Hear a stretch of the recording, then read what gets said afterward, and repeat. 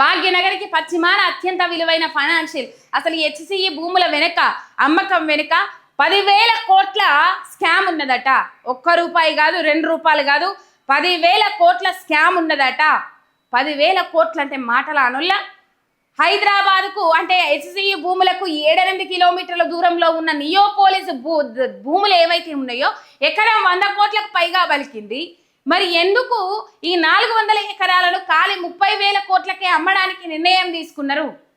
ఎకరం 100 కోట్లు అంటే దాదాపు ఒక 10,000 కోట్ల స్కామ్ అంట. 10,000 కోట్ల స్కాము తెర మీదకి వచ్చింది.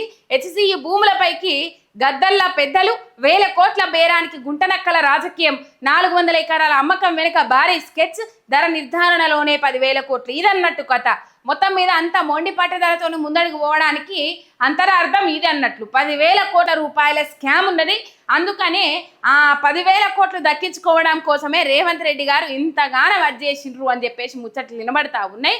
రైట్, కేసీఆర్ ప్రభుత్వ హయాంలో జరిగిన కోకాపేట భూముల వేలంలో పలికిన ఎకరా 100 కోట్ల ధరను ఇటీవల పరిసర గ్రామాల్లో జరిగిన ప్రభుత్వ వేలం పాటలను పరిగణలోకి తీసుకొని వర్సిటీ భూములకు బేస్ ప్రైజ్ ని 75 కోట్లుగా ఖరారు చేసినట్లు అధికారులు జీవోలో పేర్కొన్న దృశ్యం కనపడతా ఉన్నది. మొత్తం మీద మరి 75 కోట్లు ఒక్క ఎకరము అజ్జేస్తే ఎన్ని రావాలి? 400 × 75 కోట్లు లెక్క చేస్తే ఎన్ని రావాలి? 30 కోట్లకు 30,000 కోట్లకే ఎందుకు అమ్మడానికి నిర్ణయం తీసుకున్నది రేవంత్ సర్కార్?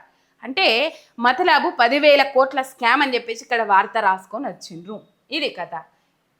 ఇక న్యాయస్థానాలపైనే చెత్త పలుకుల ప్రత్యేక వ్యాసం వేదిక పేజీలో అని చెప్పేసి మొన్న చదివినా కదా, ఏబిఎన్ రాదన్న మొత్తం అట్లా రాసిండు.